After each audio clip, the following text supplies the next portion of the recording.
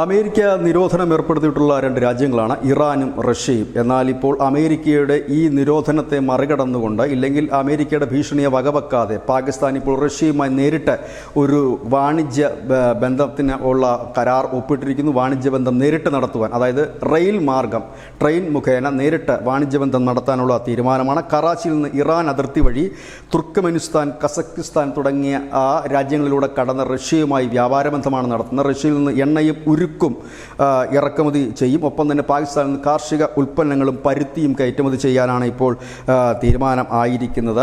ഇതിനോട് അമേരിക്ക ഏത് രീതിയിൽ പ്രതികരിക്കുമെന്ന് കാണേണ്ട ഒരു കാര്യമാണ്. ഏതായാലും കഴിഞ്ഞ കുറേ കാലമായി പാകിസ്ഥാൻ റഷ്യയിൽ നിന്ന് ആയുധങ്ങൾ വാങ്ങുവാനുള്ള ഒരു നീക്കവും നടത്തുന്നു. നിലവിൽ അമേരിക്കയും ചൈനയുമാണ് പാകിസ്ഥാൻ്റെ പ്രധാന ആയുധങ്ങൾക്കായി പാകിസ്ഥാൻ പ്രധാനമായി ആശ്രയിക്കുന്ന രണ്ട് രാജ്യങ്ങൾ. ഇപ്പോൾ റഷ്യയിൽ നിന്നും ആയുധം വാങ്ങാനുള്ള നീക്കം പാകിസ്ഥാൻ കഴിഞ്ഞ കുറേ കാലമായി നടത്തുന്നു. ഒപ്പം തന്നെ തുർക്കിയിൽ നിന്നും ആയുധങ്ങൾ വാങ്ങുന്നുമുണ്ട് പാകിസ്ഥാൻ.